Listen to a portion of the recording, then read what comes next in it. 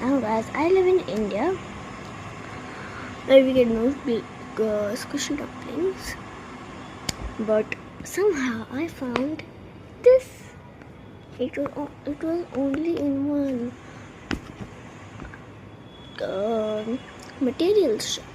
Now I'm so excited to open it. Before that, could you please like and subscribe for me, because my channel doesn't have any subscribers. It only has 5 followers. Please like, follow and subscribe. Now back to the video. We're going to open it. But if I get the glitter dumpling, I'm gonna quit YouTube, okay?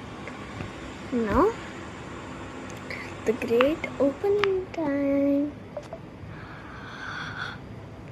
It's the blue dumpling. I mean, it's common, but I'll still take it. So cute. Even though it's blue, I'll take it because I'll travel the whole world to get only this thing. It's so stretchy, so cute. I want to touch it. Guys, if this video gets 1k likes, then I will buy another squish mystery dumpling squishy. Okay, bye guys, see you in the next video.